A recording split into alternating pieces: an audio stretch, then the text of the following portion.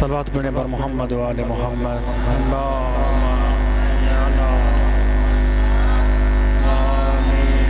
محمد رحم اللہ من قارئ الفاتحہ بسم اللہ الرحمن الرحیم الحمدللہ رب العالمین الرحمن الرحیم مالک یوم الدین ایاک نعبد و ایاک نستعین اہدنا الصراط المستقیم صراط الذین انعمت علیہم غیر المغضوب علیہم ولا الضالین بسم اللہ الرحمن الرحیم قل هو اللہ احد اللہ الصمد لم یلد ولم یولد ولم یکن له کفوا احد بسم اللہ الرحمن الرحیم قل هو اللہ احد اللہ الصمد لم یلد ولم یولد ولم یکن له کفوا احد بسم اللہ الرحمن الرحیم قل هو اللہ احد اللہ الصمد لم یلد ولم یولد ولم یکن اللہم صلی علی محمد دعا امام زمانہ سب مل کے اللہم صلی علی محمد وآل محمد اللہم کل ولی الحجت بالحسن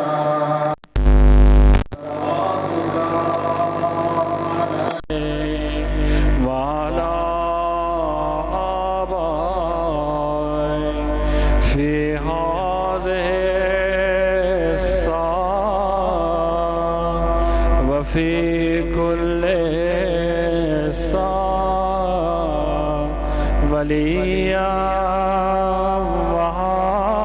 وحافظا وقائدا وناصرا ودلیلا وعینا حتی تسکنہ ارضک طوعا وتمتعہ فیہا طویلا برحمتک یا ارحم الراحمین صلوات پر محمد و آل محمد اللہم صلی اللہ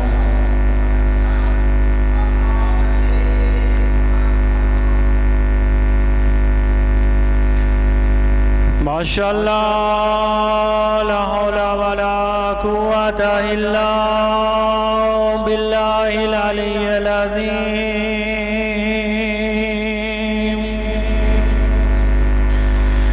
بسم اللہ الرحمن الرحیم صلوات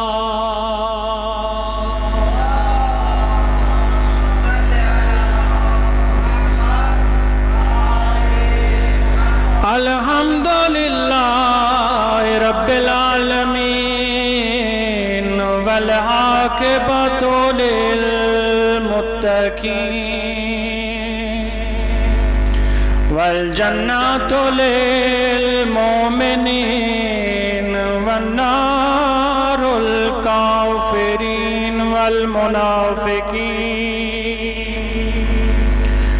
الصلاة والسلام على سيد الأنبياء والمرسلين اللهم صل على محمد وآل محمد الصلاة والسلام على سيد الأنبياء والمرسلين بالقاسم محمد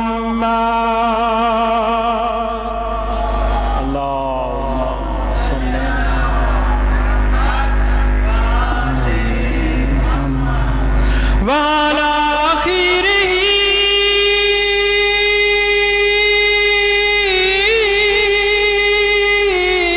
ووزيره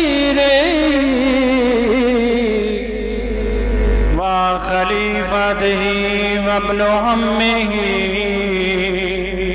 ووارث علمه علم الاولین والآخرین صلوات اللہم صلی علی محمد اما بعد فقد قال اللہ تبارک وتعالی فی قرآنہ الکریم رب اشرح لی صدری ویسر لی امری واحلل عقدۃ من لسانی یفقہوا قولی بسم اللہ الرحمن الرحیم لقد کان لکم فی رسول اللہ اسوۃ حسنہ صلوات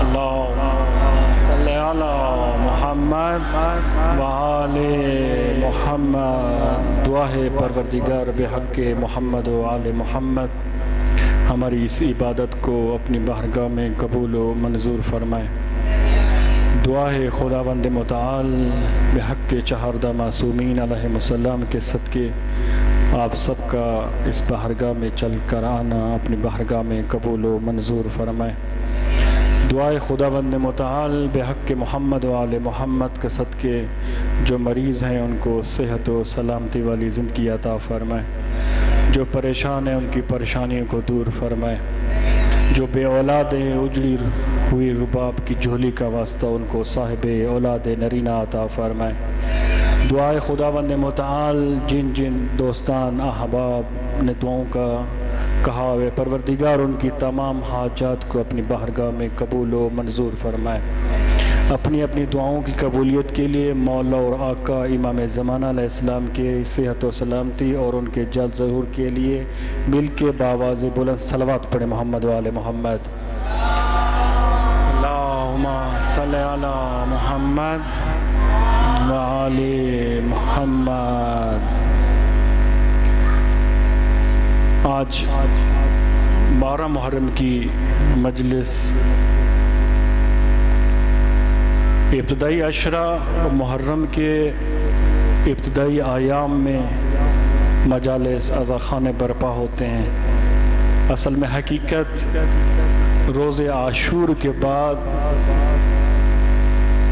اہل حرم پہ جو مصیبتیں گزری ہیں وہ سب سے زیادہ مصیبتیں تھیں ہمیں ان ایام میں کوشش کرنا چاہیے کہ ہم ان کو واقعاً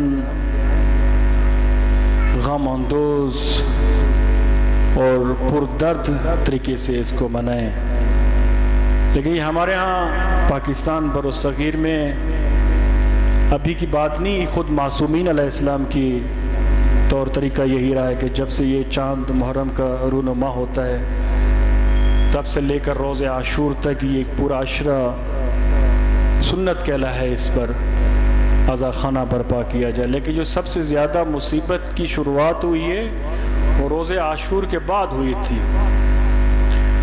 تو ہماری کوشش یہ ہونی چاہیے کہ محرم کے ان ایام کے بعد اپنے آپ کو زیادہ غمزدہ کرنا چاہیے ظاہری طور پر بھی باطنی طور پر بھی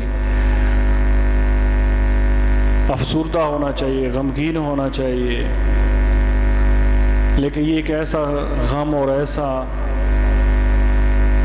دردناک تاریخ کا ایک واقعہ ہے کہ جو ناقابل برداشت ہے یہ روز عاشور نہ تاریخ میں پہلے کبھی تھا اور نہ دوبارہ زندگی میں ہوتا ہے نہ ہوگا زندگی میں کچھ برکات کچھ نزولات انسان کے اپنے فیصلے ہوتے ہیں جو انسان جس چیز کے بارے میں سوچ رہا ہوتا ہے غور و فکر کر رہا ہوتا ہے اگر اس میں انسان دقت کرے تھوڑا غور و فکر کرے تو اس کے نتائج بہت اچھے نکلتے ہیں ہم نے اور آپ نے سنا ہوگا آیت اللہ مقدس اردبیلی کا نام اس مقدس اردبیلی کو مقدس اردبیلی کیوں کہتے ہیں مقدس کہتے ہیں پاک و پاکیزہ.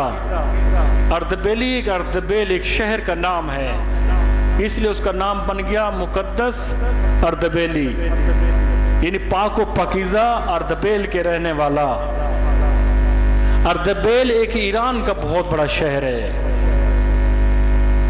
مقدس اردبیلی بہت ہی بہترین ہمارے لیے سبق آموز ہے کہ ہم اگر اس پہ غور و فکر کریں، دقت کریں، تو ہمیں بہت سارے اس کے اچھے سے اچھے نتائج مل سکتے ہیں. مقدس اردبیلی کیسے بنا؟ مقدس اردبیلی کے باپ نے گھر سے نکلتے ہوئے ایک باغ سے سیب لیا. محسن بھائی، مقدس اردبیلی نے بغیر اجازت کے ایک باغ سے سیب کو اتارا اور وہ سیب کھا لیا. سیب کھانے کے بعد اس کو خیال آیا کہ مالک کی اجازت کے بغیر میں نے یہ سیب کھا لیا ہے. کام چھوٹا سا ہے لیکن اس کے اثرات کتنے ہوتے ہیں؟ انتہا تک. حالانکہ فقہی مسئلے مسائل میں اگر انسان بغیر اجازت کے وضو کرے تو وضو باطل ہو جاتا ہے، نماز نہیں ہوتی. فقہی مسئلہ ہے. اگر انہوں نے سیب کھا لیا تو بعد میں سوچا کہ مالک کے باغ مالک کی اجازت کے بغیر میں نے یہ سیب کھا لیا. اب یہ پوچھتے پوچھتے مقدس اردبیلی کا باپ اس باغ کے مالک کے گھر آ جاتا ہے اور کہتا ہے کہ عبد خدا تیرا یہ باغ تھا، مجھے نہیں پتا تھا، اور میں گزرتے ہوئے تیرے باغ سے ایک سیب نکال کے میں نے اس کو کھا لیا. کہا کہ اس کے جتنا خزینہ ہے، خزینہ دو، بتاؤ میں دینے کے لیے تیار ہوں، اگر تم کہو تو بخشنا چاہو تو بخش دو. اس نے کہا ایک سیب کی کیا اہمیت ہے، کوئی اوقات نہیں، کوئی قیمت نہیں بنتی. کہا کہ کوئی بات نہیں، مومن ہے، عبد خدا ہے، اگر کھا لیا تو کیا ہو گیا، کوئی فرق نہیں پڑتا. کہا کہ تجھے معاف کر دیا. اب یہ مقدس اردبیلی اس صاحب جو باغ تھا اس کو کہنے کے بعد چل پڑا. اب یہ گھر سے باہر گیا نہیں تھا، وہ صاحب باغ کہتا ہے اے عبد خدا ایک منٹ میری بات سنو. کہا اس باغ کا مالک میں اکیلا نہیں ہوں، اس باغ کا مالک میرا ایک بڑا بھائی بھی ہے. وہ یہاں پہ نہیں رہتا، وہ نجف اشرف میں رہتا ہے. اس سے بھی جا کے اجازت مانگ، میں نے تو معاف کر دی ہے، روز معاشر اس نے اگر معاف نہ کیا تو لٹکا ہوا ہے، تیرا تو کام نہ ہوا.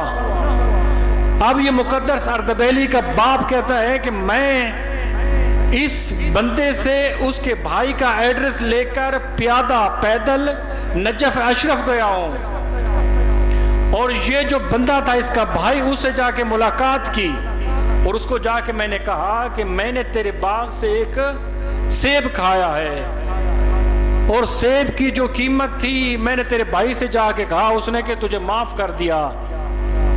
اس نے معاف کر دیا اور اس نے کہا کہ آدھے باغ کا مالک تو ہے، اب تو بتا تجھے صاحب ملک ہوتے ہوئے، صاحب باغ ہوتے ہوئے تجھے پیسے دوں یا کچھ اور مانگتے ہے تو عطا کروں. وہ جو بندہ تھا نا، وہ بندہ بہت بڑا سمجھدار بندہ تھا. اس نے کہا کہ عبد خدا، اس نے دل میں سوچا پہلے کہ جو بندہ اتنا سفر کر کے آیا ہوا ہے چھوٹے سے سیب کی خاطر، کہ اپنے سیب کو بشکوانے کے لیے آیا ہوا ہے، بندہ دیندار ہے، بندے اندر کچھ ہے جو اس کو وہاں سے یہاں تک لے کے آیا آدھا سیب بشکوانے کے لیے. کہ آدھا سیب بشکوانے کے لیے کتنا لمبا سفر کر کے میرے پاس آیا ہے. تو وہ لوگ باغ کا باغ ہڑپ کر جاتے ہیں، باغ کا باغ ہڑپ کر جاتے ہیں، پوچھتے نہیں یہ تو سیب کی بات تھی، وہ بھی آدھا پورا نہیں.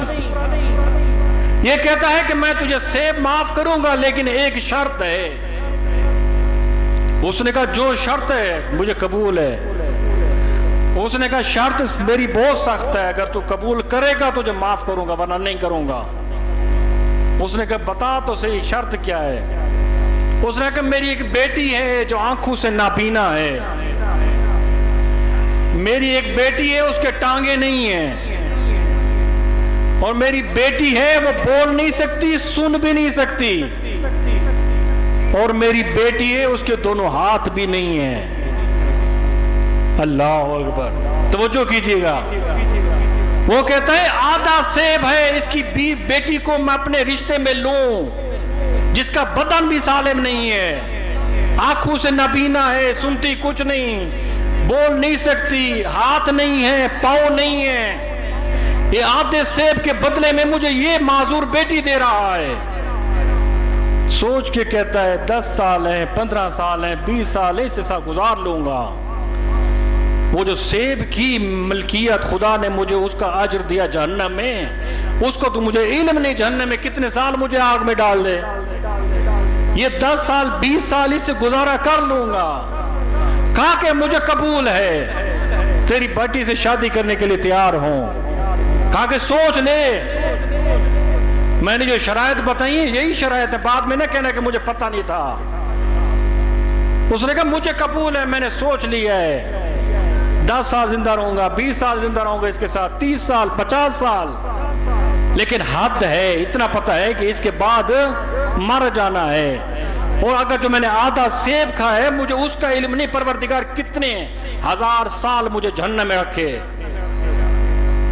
یہ آدھا سیب تو میں برداشت کر سکتا ہوں، 10 سال 20 25 40 سال 50 سال میں نے یہ سوچ کے کہا ہے کہ اب کرنے کے لیے تیار ہوں، مجھے سیب بچ دے تو۔ اس نے کہا کہ ٹھیک ہے، کل تاریخ رکھی گئی، عقد ہوا، نکاح ہو گیا، رخصتی کا ٹائم بھی آ گیا۔ اب یہ جو بندہ خدا اپنی بیوی کے پاس جاتا ہے، بیوی کی حالت دیکھ کے کمرے سے مڑ کے واپس جانے جا لگتا ہے۔ بیوی کہتی ہے کہ عبد خدا کہاں جا رہے ہو؟ کہا کہ مجھ سے غلطی ہو گئی، تمہارے باپ نے جو کہا تھا ان میں سے ایک علامت بھی نہیں پاتا۔ کہا کہ میرے باپ نے تجھے کیا کہا تھا؟ کہا کہ تو اندھی ہے، بہری ہے، اس کی ٹانگیں نہیں ہیں، ہاتھ نہیں ہے، تو صحیح سالم بیٹی ہے۔ کہا کہ تیرے باپ نے جو نشانیاں بتائی ان میں سے ایک بھی نہیں پائی جاتی۔ کہا کہ عبد خدا 1 منٹ میرے قریب بیٹھ کے تجھے بات بتاتی ہوں کیا ہے۔ اس نے کہا کہ میرے باپ نے جو کہا ہے وہ سچ کہا ہے، تجھے دیکھنے میں مشکل ہو رہی ہے۔ کہا کہ کیا؟ کہا کہ میرے باپ نے کہا ہوگا کہ میں اندھی ہوں، جب سے میں دنیا میں آؤں تب سے لے کر تیری اس نکاح میں کبھی زندگی میں غیر محرم کو نہیں دیکھا، اس لحاظ سے میرے خدا باپ نے کہا میں نابینا ہوں۔ کہا کہ تو گونگی ہے، بہری ہے۔ کہا کہ جب سے میں دنیا میں ہوں تب سے لے کر ابھی اس ٹائم تیرے نکاح میں آنے کے بعد تجھ سے بات کر رہی ہوں اور تجھ سے کلام کر رہی ہوں، بول رہی ہوں اور سن رہی ہوں، اس سے پہلے میں گونگی تھی، بہری تھی۔ کہا کہ تیری ٹانگیں نہیں، تیرے ہاتھ نہیں۔ کہا کہ جب سے میں دنیا میں آؤں اپنے گھر میں اپنی ولی اور باپ کی اجازت کے گھر سے باہر گئی نہیں ہوں،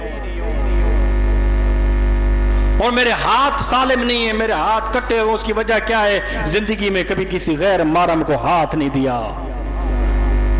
اگر ایسا باپ ہو جو آدھا سیب بچکوانے کی خاطر اس معذور سے شادی کرے، اور یہ معذور عورت جو نشانیاں بتا رہی ہے اس کے بطن سے اگر بچہ پیدا ہوگا تو اس کو کہتے ہیں مقدس اردبیلی۔ مقدس اردبیلی جب امیر المؤمنین کے حرم میں داخل ہوتے تھے، مولا کے حرم کے دروازے خود بخود کھل جاتے تھے۔ تاریخ میں ملتا ہے مقدس اردبیلی جب بھی نجف اشرم میں آتے تھے زندگی میں کبھی جوتا نہیں پہن کے آتے تھے۔ مقدس اردبیلی کے بارے میں ملتا ہے جب سے یہ پیدا ہوا ہے اور جب یہ دنیا سے گیا ہے نجف اشرم میں کبھی اس نے نجاست نہیں کی۔ تاریخ میں ملتا ہے کہ 10 کلومیٹر نجف سے 20 کلومیٹر دور جا کے طہارت کر کے واپس لوٹ آتا تھا۔ کہا کہ یہ میرے معصوم امام کی وہ جگہ ہے جہاں نجاست نہیں ہونی چاہیے۔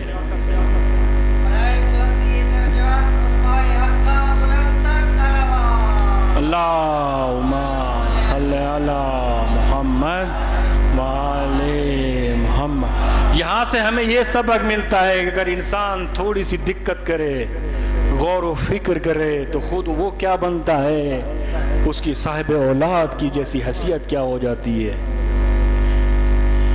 ہمیں غور و فکر کرنا چاہیے، مال کہاں سے آیا، کس نے دیا، کہاں سے گیا، کیونکہ معصوم فرماتے ہیں کہ پروردگار نے روز محشر آپ سے 3 چیزوں کا سوال کرنا ہے۔ تو نے بچپن کیسا گزارا، جوانی کیسے گزاری، بڑھاپا کیسے گزارا، تیرا مال کہاں سے آیا، کہاں گیا اور کہاں خرچ ہوا۔ ہمیں ان چیزوں کے بارے میں غور و فکر کرنا چاہیے۔ اور امام باقر علیہ السلام فرماتے ہیں کہ ہمارا شیعہ وہ ہے جو 1 گھنٹہ سوچے 70 سال کی عبادت سے افضل ہے۔ 1 گھنٹہ غور و فکر کرنا 70 سال کی عبادت سے افضل ہے۔ حر نے 1 گھنٹہ سوچا تھا، پوری کی پوری زندگی ایک طرف، وہ 1 گھنٹہ اس کا سوچنا جنت کے اعلیٰ مقامات تک لے گیا اس کو۔ یہ 1 گھنٹہ غور و فکر کرنا انسان کو کہاں سے کہاں لے جاتا ہے۔ ابراہیم مجاب عام آپ اور ہمارے جیسے لوگوں میں سے تھا۔ اس کا معمول تھا کہ شب جمعہ ایک جمعرات اپنی ماں کو کندھے پہ اٹھا کے حسین ابن علی کی زیارت کے لیے لے جاتا تھا، دوسری جمعرات اپنے باپ کو کندھے پہ سوار کر کے گھر سے امام حسین علیہ السلام کی زیارت کے لیے لے جاتا تھا۔ اس کا معمول تھا ہر جمعرات 1 دفعہ ماں کو زیارت کراتا تھا، 1 دفعہ اپنے باپ کو کندھے پہ ہو کے سوار کراتا تھا۔ ایک دن ایسا آیا اپنے باپ کو زیارت کرا کے واپس لوٹا، جب گھر پہنچا تھکا ہارا جب پہنچا تو ماں نے کہا آج مجھے بھی زیارت کرا۔ کہا کہ ماں گیا ہوں بابا کو لے کے کندھے پہ، واپس لے کے آیا ہوں کندھے پہ، آج تھک گیا ہوں، کہو تو کل جمعہ ہے کل تجھے لے جاؤں گا۔ کہا کہ نہیں، آج میرا دل حسین ابن علی کے لیے تنگ ہو رہا ہے، میرا دل اداس ہو رہا ہے، نہیں معلوم کل زندہ رہوں نہ رہوں، مجھے حسین کی زیارت کرا۔ بیٹا کہتا ہے کوئی نہیں بات، ماں کی حسرت ہے، کندھے پہ سوار کیا اور ماں کو لے کے چل پڑا۔ صبح کا ٹائم ہوا، جیسے مولا کے حرم کے قریب پہنچا، اس کا ایک معمول تھا جب بھی مولا کی زری پر نگاہ پڑتی تھی وہیں سے کھڑے ہو کہتا تھا السلام علیکہ یا ابا عبداللہ الحسین۔ اس کا معمول تھا جب بھی اپنے ماں کو لے کے آتا تھا، جب بھی اپنے باپ کو لے کے آتا تھا۔ لیکن اس دفعہ جب لے کے آیا نا، جب اس نے سلام کیا نا، سلام نہیں تھا، اس نے ہاتھ کھڑا کر کے کہا السلام علیکہ یا ابا عبداللہ الحسین۔ ادھر سے مولا امام حسین کے سلام کا جواب آیا علیکہ السلام عبد خدا۔ یہ وہ ابراہیم مجاب ہے جس کے لیے امام حسین اس کو سلام کا جواب دے رہے ہیں۔ مسئلہ پوچھا گیا اے ابراہیم پہلے تو آتا تھا سلام کرتا تھا، کبھی تو نے مولا کے سلام کا جواب نہیں سنا۔ اس کی ماں کہتی ہے کہ جب سے تو مجھے گھر سے لے کے آیا ہے مولا کی زری تک آنے تک میں تیرے حق میں دعا کرتی آئی ہوں۔ سوچیں جس کے بچوں کے لیے ماں کے حق میں دعا ہو اس کو وقت کا امام بھی سلام کا جواب دیتا ہے۔ ابراہیم مجاب خادم حرم تھا، امام حسین علیہ السلام کے حرم کا خادم تھا۔ اس کو خواب میں آئے، مولا نے کہا کہ ابراہیم مجاب جب دنیا سے جانا لگے تو اس کی قبر میرے حرم میں دفنانا اس کو۔ مولا ایک بدلے میں کیا کیا چیزیں عطا کرتے ہیں، اس کا یہ ادب ماں باپ کے ساتھ، اس کا یہ اخلاق، ماں کو کندھے پہ اٹھا کے مولا کی زیارت کے لیے لے کے آنا اور مولا کو سلام دینا اور مولا سے سلام کا جواب لینا، مولا کو اتنا پسند آیا۔ مولا نے خادم کو کہا کہ جب یہ ابراہیم دنیا سے جائے اس کو حرم سے باہر نہیں، حرم کے اندر اس کو دفن کرنا۔ دیکھیں مولا کتنی دیر میں ہی اس کو پسند آ گئے۔ یہ صرف ایک لمحہ سوچنا، غور و فکر کرنا آپ کو وقت کے امام سے نزدیک کر دیتا ہے۔ آپ سوچیں آپ کا وقت کا امام موجود ہے، دن میں 1 مرتبہ سینے پہ ہاتھ رکھ کے کہا کرو السلام علیکہ یا صاحب الزمان۔ صرف مولا کو سلام کرو۔ میں خدا کی قسم کھا کے کہہ رہا ہوں، روایات ملتا ہے کہ جو اپنے وقت کے امام کو سلام کرتا ہے، ہماری کیا ہمت کہ ہم سلام کریں، ہمارے سلام سے پہلے ہمارے امام اس کا سلام کا جواب دیتے ہیں۔ رسول خدا کی سنت تھی، زندگی میں کسی صحابی نے ہمت نہیں کی کہ رسول خدا سے پہلے اس کو سلام کرے۔ جناب سلمان نے سوچا آج میں ہمت کر کے رسول خدا سے سلام میں پہل کروں گا، لیکن کیسے ہو سکتا تھا کہ رسول خدا سے پہلے سلمان سلام کرے؟ سلام کرنے سے پہلے رسول خدا نے اس کو سلام کیا۔ اب جب ہم اپنے وقت کے امام کو سلام کرتے ہیں، ہم سلام نہیں کر رہے ہوتے، ہم اپنے امام کے سلام کا جواب دے رہے ہوتے ہیں۔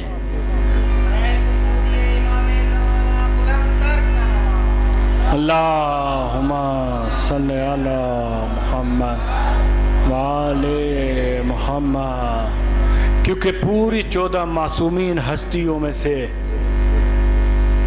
جو سب سے مظلوم ترین ہستی ہے وہ وقت کے امام ہیں، صاحب امر ہیں، صاحب زمانہ ہیں، جو ہمارے وقت کے امام ہیں۔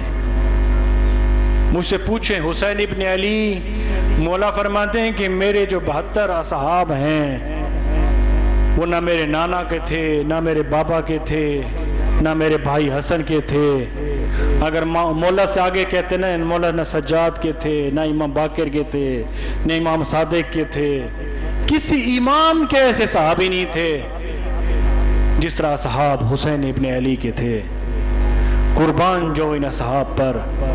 ہمارے استاد بزرگوار فرماتے ہیں اگر ایک صحابی مولا حسین کا لے لیا جاتا 1000 صدی کے لیے کافی تھا، وہ لوگوں کی ہدایت کے لیے۔ اللہ اکبر، عظیم ہستیاں تھیں۔ لیکن یہ دیکھیں مولا کے پاس عباس جیسا بھائی تھا، علی اکبر جیسا بیٹا تھا، قاسم جیسا بھتیجا تھا، اون و محمد جیسے بھانجے تھے، حبیب ابن مظاہر جیسا دوست تھا۔ کتنی عظیم شخصیات ہیں مولا حسین کے پاس۔ آج مجھے بتائیں ہمارے وقت کے امام کے پاس کون سا حبیب ہے، کون سا مسلم بن اوسجہ ہے؟ ہمارے وقت کے امام کے پاس کون سا مولا عباس جیسی شخصیت ہیں با وفا؟ کائنات کی مظلوم ترین شخصیت ہیں ہمارے وقت کے امام، اور خون کے آنسو ہی روتے ہیں۔ پوچھیں کہ یہ جو محرم کا ایام تھے مولا نے کہاں گزرے؟ کبھی مدینے میں، کبھی کربلا میں، کبھی نجف میں، کبھی کاظمین میں، کبھی کس مجلس، کبھی کس مجلس۔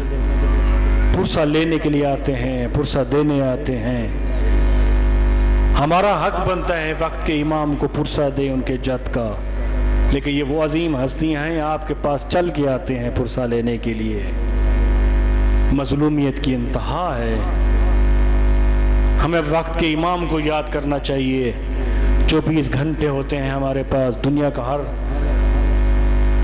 غور و فکر کرتے ہیں، کیا کیا ہمارے معاملات ہوتے ہیں۔ اگر ہم اپنے معاملات خدا کے سپرد کر دیں اور وقت کے امام کے سپرد کر دیں، عالم الغیب میں خدا اور وقت کا امام آپ کے لیے آپ کی نصرت کا سبب بنیں گے۔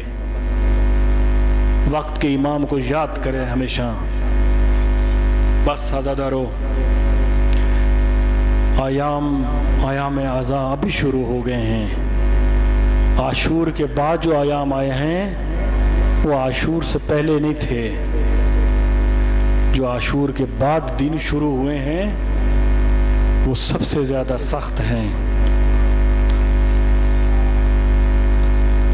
شام غریبہ کے بعد 11 محرم کی صبح طلوع ہوئی۔ عمر سعد نے حکم دیا ان کے سارے لشکر والوں کو دفن کر دیا جائے۔ اس ملعون نے صبح سے لے کر عصر تک اپنے لشکریوں کو دفن کرتا رہا، لیکن ہائے افسوس اہل حرم وہیں کے وہیں رہ گئے۔ نہ ان کو غسل ملا، نہ کفن ملا، نہ تدفین ہوئے۔ اور یہ زہرا کے لال، زہرا کے ٹکڑے صحرائے کربلا میں ایسے بکھرے ہوئے ہیں جو چاند کے ٹکڑے ہوں۔ اور یہ ملعون شہداء کے سروں کو لے کر ہر سر کو نو کے سینہ پر پیوست کر دیا، سوائے ایک سر کے جس کو نو کے سینہ پر سوار نہیں کیا گیا۔ تاریخ لکھتی ہے کہ وہ صرف ایک شخصیت تھی جس کے سر کو نو کے سینہ پر پیوست نہیں کیا گیا، اور نہ ہو سکتا تھا، وہ صرف اور صرف اس کی ایک وجہ تھی، اس سر کے اتنے ٹکڑے ہو چکے تھے، اگر نو کے سینہ پہ کرتے تو نو کے سینہ کے اندر سے چلا جاتا۔ وہ سر کس کا تھا؟ عباس علمدار قمر بنی ہاشم کا تھا۔ جب مولا عباس کو گرس لگا نا سر کے پیچھے، تاریخ میں ملتا ہے مولا عباس کے سر کے 4 حصے ہو گئے تھے۔ جس علمدار کے سر کے 4 حصے ہوں، مجھے آپ بتائیں وہ نو کے سینہ پہ کیسے رکتا؟ اس عالم میں، اس غربت میں، ان ملعونوں نے حسین کی اس علمدار کے سر کو ایک گٹھڑی میں پیک کیا اور اونٹ کی گردن کے ساتھ باندھ دیا۔ اور آگے کی بات سنیے گا جو سب سے زیادہ سنگین ہے۔ اس عالم غربت میں جب یہ قافلہ چلنے لگا، عصر کا ٹائم تھا، عصر کا ٹائم ہوا، یہ روانہ ہوئے کوفہ سے، مغرب کے ٹائم یہ کوفہ میں شامل ہو گئے تھے، اور یہ 80 فرسخ فاصلے کا وقت تھا۔ جو درمیان میں فاصلہ ہے 80 فرسخ، آپ خود اندازہ لگائیں، جو عصر کربلا میں ہو، مغرب کوفہ میں ہو، وہ اونٹوں کی ٹاپوں کے ساتھ، ہر ٹاپے کے ساتھ عباس کا سر لگتا رہا۔ اجرکم من اللہ، اجرکم من اللہ۔ بس جب ان سروں کو سوار کر کے کوفہ کے لیے روانہ ہوئے، یہ عالم تھا، رات کا پہر تھا، ان اہل حرم کو کوفہ کے دروازے میں بٹھا دیا گیا، اور ساری رات یہ کوفہ کے دربارے میں بیٹھے رہے، اور کوفہ کو سجایا گیا، لوگوں کو اکٹھا کیا گیا، اور ابن زیاد نے حکم دیا کہ سردار جتنے بھی ہیں کوفہ کے سب کو صبح دعوت دی جائے، دارالعمارہ میں قیدیوں کو پیش کیا جائے گا۔ یہ قیدی کون تھے؟ اہل حرم۔ اہل حرم کہاں پہ تھے؟ مسجد کوفہ کے باہر والے دروازے میں۔ ساری رات یہ دروازے کے باہر بیٹھے رہے، جیسے صبح کا وقت ہوا، ان اہل حرم کو لینے کے لیے عمر سعد لشکر لے کے آیا، اور ان لشکر کو جب لے کے گیا تھا، جب مسجد کوفہ کے قریب پہنچے، مسجد کوفہ سے پہلے جب کوفہ کی گلیوں میں داخل ہوئے، لوگوں نے پتھر مارے، لوگوں نے آنکھ پھینکی، لوگوں نے گرم پانی پھینکا، لوگوں نے گرم ریت پھینکی، اور آپ نے سن لیا۔ تصور کریں، آنکھیں بند کر کے سوچیں، اگر قافلہ جا رہا ہو، تپتے ہوئے صحرا سے گزر ہوا ہو ان کا، اس عالم غربت میں ساری رات کوفہ کے بازار کے باہر بیٹھے رہوں، صبح جب نکلے تو پورے کے پورے کوفہ کے لوگ چھتوں پہ بیٹھ کر گرم آنکھ پھینکیں، گرم پانی پھینکیں، گرم ریت پھینکیں، پتھر پھینکیں، جب ان کا اس طرح کا استقبال ہو، آپ سوچیں ان غربا کے ساتھ کیا ہوا ہوگا۔ جب یہ عالم ہوا، دارالعمارہ کے دروازے کے آگے آ کے جناب ام کلثوم بی بی زینب طرف دیکھ کے کہتی ہیں، بہن زینب یہ دیکھ وہ دروازہ ہے جس دروازے پر ہمارے بابا نے آ کے ہمارا استقبال کیا تھا۔ اجرک من اللہ، اجرک من اللہ۔ آج زہرا کی بیٹیاں اس دارالعمارہ کے دروازے کے سامنے کھڑی ہوئی ہیں، کیا دیکھا؟ ایک سروے کٹ سے ایک آواز آئی، السلام علیکم یا اہل البیت النبوہ۔ وہ کٹے ہوئے سر سے آواز آئی، بی بی نے پوچھا یہ دارالعمارہ کے ساتھ کٹا ہوا سر کس کا ہے؟ وہ کٹے ہوئے سر سے آواز آئی، میں مسلم غریب، میں مسلم غریب کا سلام لیجئے۔ بیبیوں نے سلام کا جواب دیا، مسلم تیری غربت کا بڑا افسوس، تیری اس غریبی کا بڑا افسوس۔ اب جب اہل حرم سلام کر کے چل پڑے، ایک خاتون تھی جو رکی رہی، رک کے کہتی ہے، مسلم تجھے ہماری خبر ہوگی، ہمیں بھی تمہاری خبر ہے، مجھے صرف ایک سوال کا جواب دے، جب تو کوفہ آیا تھا میرے 2 لال تھے، مجھے یہ بتا میری رکھیہ کے 2 لال کہاں ہے؟ مسلم نے کہا جب مسجد کوفہ میں مغرب کی نماز پڑھی 18,000 نمازی تھے، مغرب کی نماز ختم ہوئی، نہ کوئی نمازی رہا، نہ میرے 2 لال رہے، اس کے بعد نہ تیرے لال ملے نہ مسلم ان کو مل سکا۔ آج یہ مسلم کا عالم ہے، اس دن سے لے کر آج بھی تک جب تک آپ اسیر ہو کے آئی ہیں، مسلم کا سر ابھی تک دارالعمارہ کی دیوار پہ لٹکا ہوا ہے۔